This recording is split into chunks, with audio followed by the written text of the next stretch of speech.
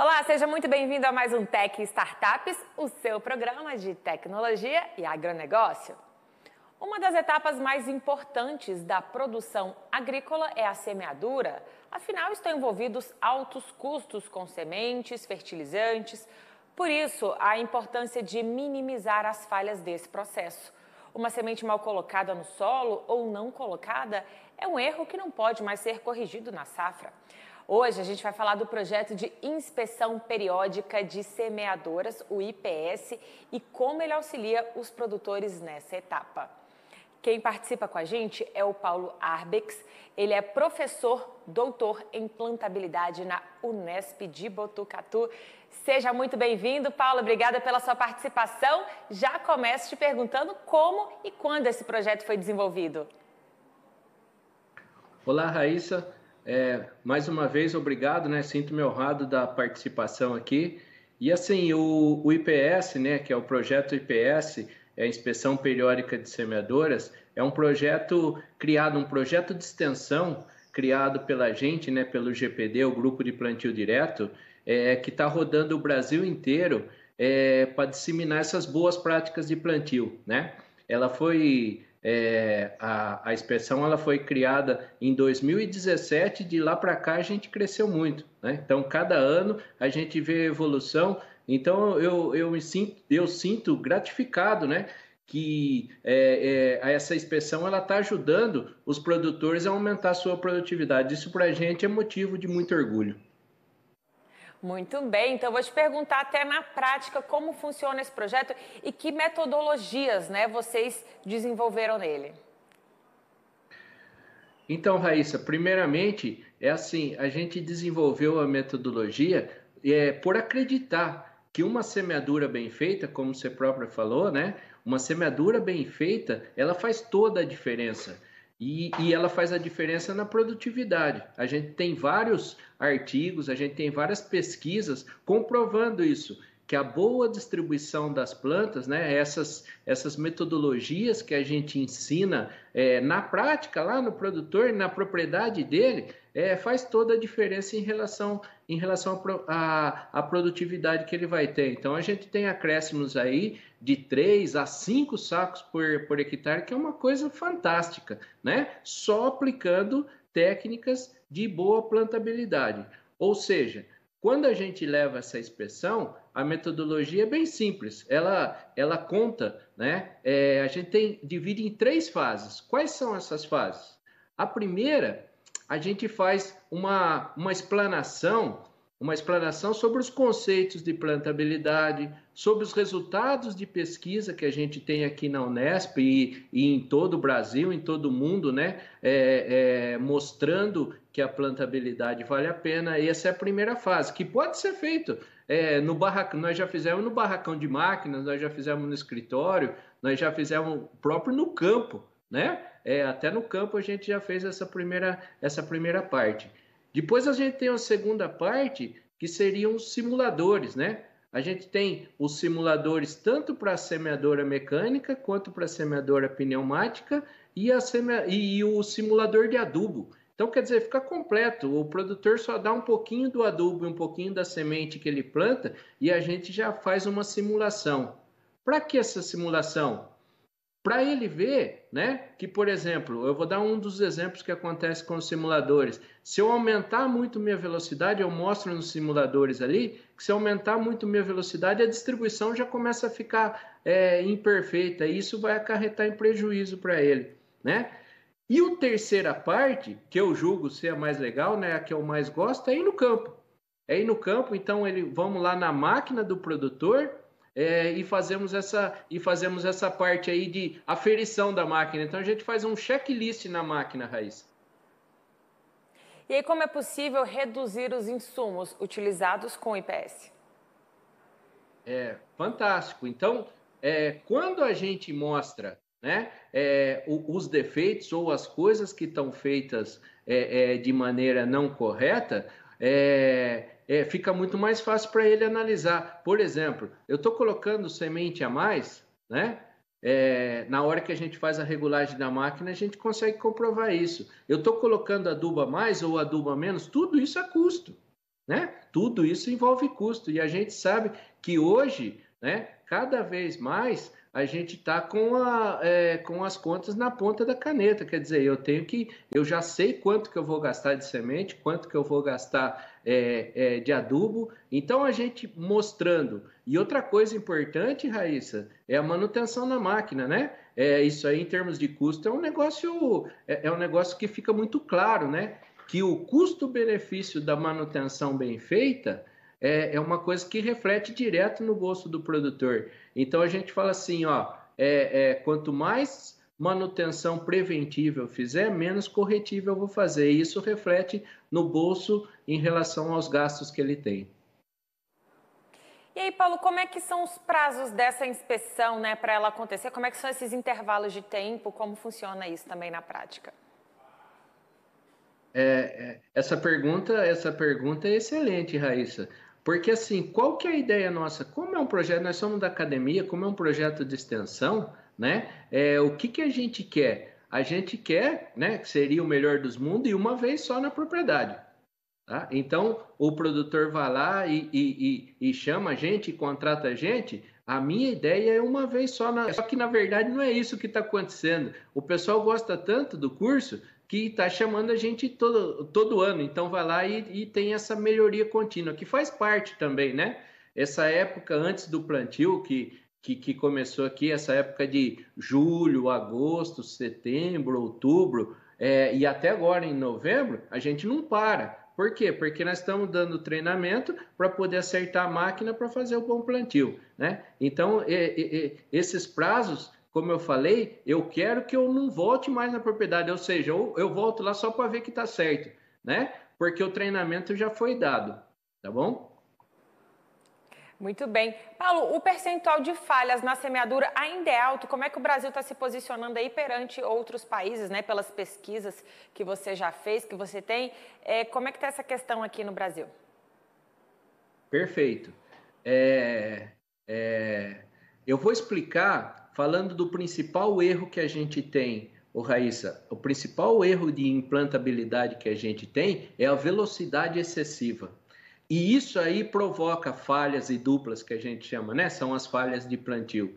A velocidade excessiva, a correlação é direta entre a velocidade, a correlação é direta e inversamente proporcional, ou seja, eu aumentei a velocidade, eu diminuo a qualidade do meu plantio, tá certo? E a gente consegue mostrar isso na prática, com a inspeção a gente vai lá e fala, ó, tá vendo? Você vai andar numa velocidade maior, você vai ter perdas com falhas e duplas, né?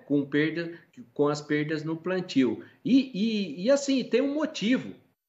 Tem um motivo por que o pessoal vai lá e anda numa velocidade excessiva, Raíssa. Sabe qual que é esse motivo? Porque minha janela está cada vez mais curta, né? Por causa da janela curta, eu vou lá e eu não aumento o meu parque de máquinas, né? Então eu tenho a mesma semeadora para plantar mais área numa janela mais curta. Qual que é a primeira coisa que eu mexo é na velocidade de plantio. Isso aí acarreta em muitas falhas. Porém, já digamos de passagem, a gente está num patamar muito alto em termos de tecnologia. As máquinas que a gente tem hoje, eu costumo falar, né, em todo lugar que eu vou, toda palestra que eu dou, as máquinas que a gente tem hoje são fantásticas. Nós não devemos nada para o mundo inteiro, Raíssa. Né? O brasileiro tem mania, às vezes, de achar que as coisas aqui no Brasil são mais ou menos ou não são tão bom quanto lá fora. Em termos de maquinário, em termos de capacitação de produtor, a gente está um passo na frente. Legal. Paulo, você falou que essa velocidade, né, acarreta algumas falhas. Quais, por exemplo? Principalmente, quando eu aumento a velocidade, Raíssa, eu vou lá e tenho problemas na distribuição das sementes, tá? Então, esse é o fator mais grave que eu tenho. Eu afetei a distribuição, eu afeto o meu stand e com isso eu afeto a minha produtividade. Outra coisa que a velocidade faz, Raíssa, é assim, ó, a maioria dos produtores de grãos hoje planta sobre a palha, tá? Planta sobre a palha. Então, E isso é muito bom, né? Nós somos o país que mais faz plantio direto no mundo. Isso aí é motivo de orgulho para nós do Brasil aqui. Isso é excelente. Só que com uma velocidade excessiva, o que vai acontecer? Eu tenho problema de cortar essa palha, tá? Eu aumento a velocidade, depois eu tenho problema às vezes, né? Numa velocidade excessiva, ela não corta, não dá tempo de cortar a palha, né? Tão preciso. Porque o que acontece? A tendência da máquina numa maior velocidade é ela subir, tá? E daí eu não tenho corte dessa palha, eu tenho um problema de embuchamento, que todo produtor conhece, né? O famoso embuchamento com palha. Mais uma vez, culpa da velocidade excessiva. Então eu tenho várias coisas para falar contra a velocidade excessiva. Já fico alerta para o pessoal, né? Paulo, você é um dos maiores nomes do mundo quando se trata de plantabilidade, uma grande referência para o Brasil. Eu vou até aproveitar a sua participação aqui e perguntar para você que dica você deixa para os produtores que estão acompanhando para eles terem um bom plantio. Ô, Raíssa, bondade suas palavras aí, muito obrigado, né? Não sei se mereço tanto. Assim, uma coisa que eu faço faz 20 anos, há 20 anos que eu estudo plantabilidade, então a gente tem que ter alguma coisa para poder passar para o produtor, né? E as dicas que ficam, Raíssa, principalmente, se falasse assim, faz um resumão de tudo. Eu falo para você, para vocês que estão assistindo.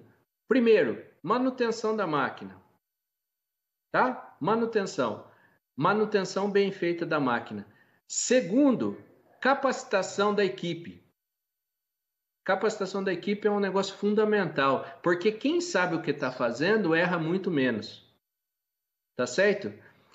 E terceiro, plantar numa velocidade, ou seja, regulagens apropriadas. Então, na velocidade ideal, com todos os equipamentos funcionando bem, então mantendo uma profundidade de semente uniforme, mantendo o disco cortando a palha perfeitamente, tá certo? Então, 3 pontos, manutenção, treinamento de pessoal e regulagem da máquina. É isso que são as dicas fundamentais aí, Raíssa. Muito bem. Paulo, antes da gente encerrar, eu vou até pedir para você deixar os contatos para quem quiser saber mais sobre o IPS e também passar os seus contatos, por favor, fica à vontade e muito obrigada pela sua participação novamente aqui com a gente. Eu que agradeço mais uma vez o convite, Raíssa. O nosso contato, eu acho muito legal as mídias sociais, porque a gente coloca, né? A gente vê de tudo em mídias sociais e a gente tem um nicho, né? Tem um nicho de produtores muito legal, né? Que nos seguem. Por quê? Porque a gente coloca só coisa técnica. 100% do que a gente coloca nas mídias sociais são parte técnica. Então, uma dica de plantabilidade, que nem você falou, alguma coisa relacionada à máquina, né? E as nossas mídias são o meu Instagram pessoal é @paulo.arbex e tem o @grupo de plantio direto, né? Esses dois canais aí é que vão mostrar que a gente dá dica de semeadura bem feita e aonde a gente pode contactar para levar o IPS para sua propriedade, né? Isso é o mais importante. É isso aí, recado dado. Paulo, seja sempre muito bem-vindo e mais uma vez, obrigada pela sua participação. Eu que agradeço, Raíssa. É uma honra estar aqui novamente. A honra é toda nossa. Até a próxima. Bom, pessoal, agora a gente vai falar de política. No Congresso Nacional, um grupo de deputados e senadores formam a frente parlamentar que defende os assuntos da agricultura familiar. Esse foi um dos temas de uma entrevista que eu fiz com a deputada federal Bia Kicis, do PSL do Distrito Federal. Nesse bate-papo, a gente também falou sobre avanços tecnológicos no campo e é o que a gente confere agora. Em relação ao uso da tecnologia pelo pequeno agricultor, ele está mais conectado, ele está buscando meios. A própria CNA, Confederação da Agricultura e Pecuária do Brasil, lançou uma plataforma de venda para apoiar esses pequenos agricultores, para que eles anunciassem o produto, encontrassem clientes e fizessem essa venda direta. Como ficou isso? Como a senhora acha que vai ficar no pós-pandemia, né, essas vendas? E também como é que está a adesão de tecnologias, plataformas digitais? É interessante porque, exatamente por conta da pandemia, não pôde haver a tradicional feira agropecuária, né? E ela teve que ser totalmente digital, virtual, mas ela atraiu muita gente. Então, eu acho que agora a gente está percebendo que a gente pode unir as duas coisas. Você pode continuar fazendo todo o programa presencial, as feiras, mas você pode atrair pessoas de fora com esses programas virtuais, né? E a feira virtual. Então, isso facilita também o trabalho. E aí, claro, a gente precisa de fornecer a tecnologia, é preciso haver internet que funcione, e também nós estamos trabalhando muito a questão da energia limpa, com placas, né, de energia solar. A gente tem acompanhado aqui no canal algumas dificuldades trazidas por eles.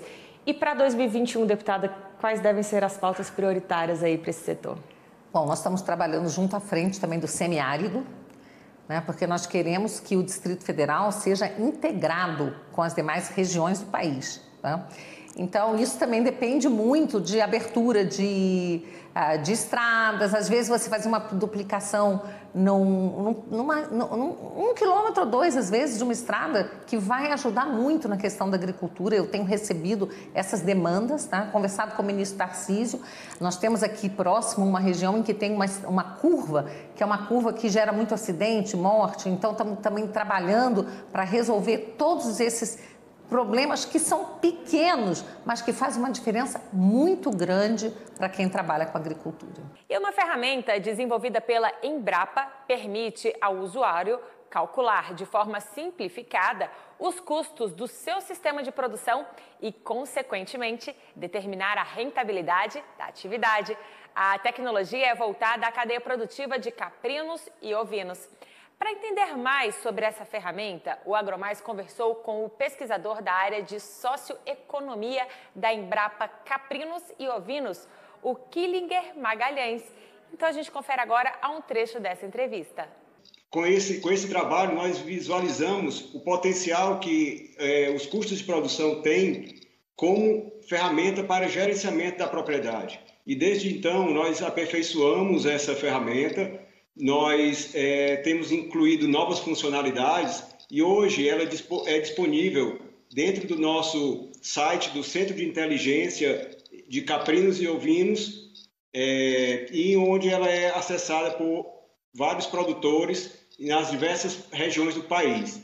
Ela tem, na verdade, uma versão, como vocês estão acompanhando aí na imagem ao lado, uma versão mais simplificada do aplicativo, já que nós estamos falando agora, que eu estava falando, da planilha de Excel, bem completa, bem robusta, para um acompanhamento, para um diagnóstico, realização de um diagnóstico bem completo. Nós também disponibilizamos uma versão mais simplificada para que se chegar também aos cálculos de forma mais direta, que seria o aplicativo dos sem custos, que está disponível na Play Store, no momento apenas na Play Store.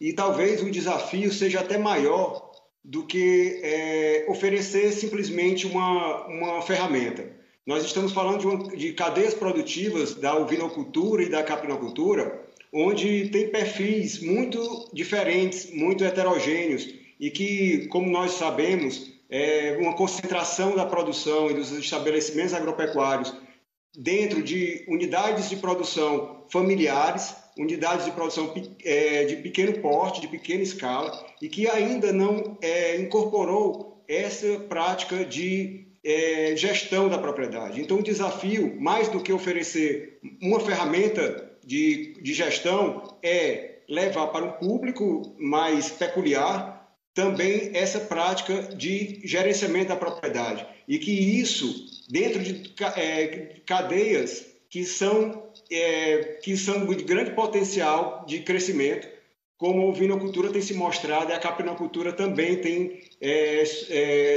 crescido e se mostrado com um grande potencial de desenvolvimento. E assim a gente tem também, com esse crescimento, tentado levar uma organização para os produtores ou oferecer algumas ferramentas que eles possam contribuir para essa gestão. Muito importante. E já tem produtor usando a ferramenta? O que você pode contar para a gente sobre o feedback, né, desses produtores que já estão fazendo uso e conseguindo incorporar essa gestão no dia a dia do negócio deles? Bem, nós temos diversos feedbacks, diversos relatos de pessoas que têm demonstrado o interesse e demonstrado também uma satisfação em estar utilizando, ao mesmo tempo também que dando sugestões de melhoria para a ferramenta, e que a gente tem levado em consideração, procurado ouvir cada relato e cada feedback, e produtores, inclusive fora do país, têm já nos procurado, pessoas de Portugal, pessoas de outros países, têm nos procurado mostrando interesse em utilizar e saber como melhor aproveitar essa ferramenta. Muito bom. E aí, só para a gente reforçar para o nosso telespectador que está acompanhando aqui a sua entrevista e tem interesse em acessar essas ferramentas, onde é que elas estão disponíveis? Bem, você pode acessar, fazer o download dessa planilha, dessa ferramenta, dentro do site do Centro de Inteligência e Mercado, da Embrapa Caprinos e Ovinos, que esse site está hospedado dentro do site da Embrapa Caprinos e Ovinos. Então, se você for no site da Embrapa Caprinos e Ovinos, você pode colocar mais facilmente, diretamente no buscador, Embrapa Caprinos e Ovinos, e ao entrar nessa página, você vai ter facilmente acesso ao Centro de Inteligência e Mercado. Lá, além da planilha, você também vai ter acesso a outras informações, como cotações de preços, publicações e outras ferramentas que também estão disponíveis lá. Então, diretamente pelo site da Embrapa Caprinos e Ovinos, você vai ter acesso ao nosso Centro de Inteligência e Mercado de Caprinos e Ovinos. O Thiago Silva traz informações sobre drones com inteligência artificial ecológica, que plantam milhares de árvores por dia, de acordo com cada bioma. Vamos ver isso daí, é muito curioso. Imagine só restaurar áreas degradadas com praticidade e agilidade. Então, é possível. A startup Drenda System, que tem sede no Reino Unido e na Austrália, reuniu a expertise ecológica junto com softwares e drones de última geração. O sistema, segundo a empresa, chega a ser até 150 vezes mais rápido e mais eficiente que os tradicionais.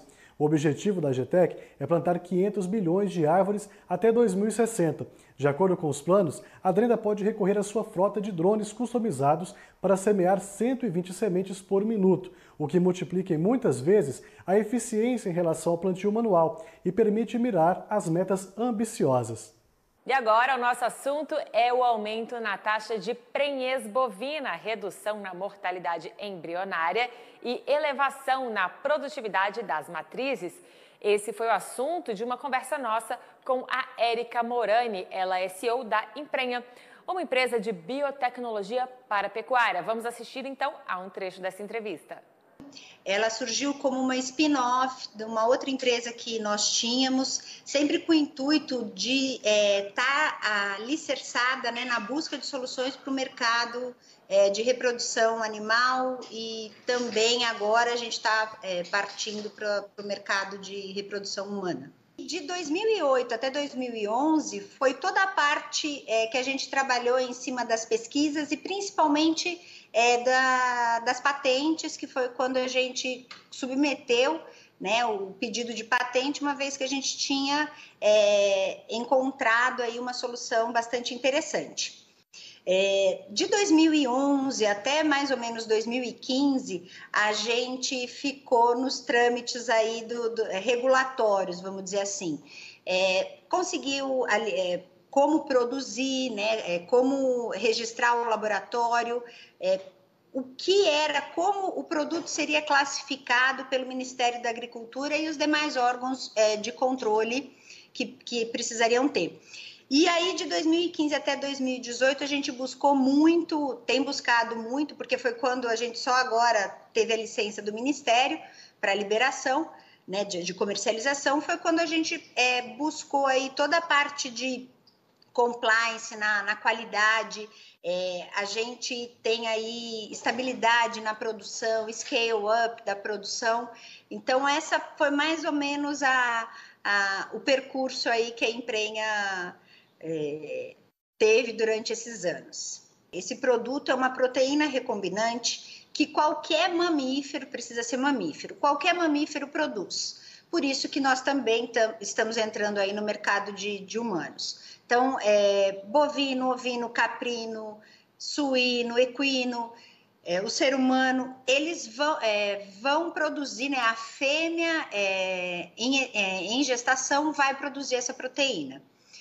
O que nós fizemos foi, na verdade, antecipar a colocação dessa proteína no momento da inseminação ou da transferência de embrião, e aí isso desencadeia uma série de efeitos que vão fazer com que no final do dia, que vão fazer com que a taxa de prenhez aumente. Mas, basicamente, esse produto, ele age no reconhecimento materno da gestação e ajudando, auxiliando uma das etapas, a neovascularização, que é a placentação também. E aí, com uma placenta, né, adequada, você vai ter aí uma gestação com melhor e, consequentemente, o reconhecimento materno, uma gestação e chegando a um bezerro, a um animal a termo. Você tendo um melhor reconhecimento materno da gestação, a consequência direta é o aumento da taxa de prenhez, o aumento da taxa de concepção. E mais bezerros nascidos, e principalmente quando você utiliza a tolerana no início da estação de monta, você tem alguns ganhos que a gente fala indiretos, que é você ter o maior número de fêmeas ficando prenha no início da estação de monta, então você vai ter ali nascimento de bezerros, né? Quando esses bezerros forem nascer, eles vão estar numa melhor época de nascimento, vão acabar sendo bezerros mais baratos, porque você emprenhou as vacas no início da estação de monta, né? E você tem um ganho, sem dúvida nenhuma, né, no sêmen, no protocolo de sincronização, alguns custos, ou melhor, não custos, mas sim investimentos que você acaba fazendo toda vez que você utiliza a inseminação artificial. Vale lembrar, lógico, um bezerro, né, a gente sempre faz, Érica, um bezerro nascido de inseminação artificial, ele é mais caro que um bezerro nascido de monta natural? Sim, é uma biotecnologia, né? É uma tecnologia e ela tem aí não um custo, mas sim um investimento, mas você acaba tendo uma rentabilidade muito maior, né? Então, é aquela história, você gasta 100 e ganha 1.000, ou você gasta 1.500 e ganha 3.000, o que você prefere? Então, é exatamente isso, em cima da rentabilidade, da produtividade que a gente acaba trabalhando e, consequentemente, tendo os ganhos econômicos. A gente fica por aqui. Se você quer passar uma sugestão de pauta para o Tech Startups, você pode enviar um e-mail para lbatista@band.com.br. Nesse e-mail você vai conversar com a Larissa Batista, que é a nossa produtora de TV, então você pode passar lá as informações. Aproveita para seguir a gente lá no Instagram, @agromaistv, e também no Facebook, Agromais. Se você quiser assistir alguns dos nossos programas, você pode ir no YouTube, youtube.com/agromaistv. Muito obrigada pela sua companhia e até amanhã. Tchau, tchau.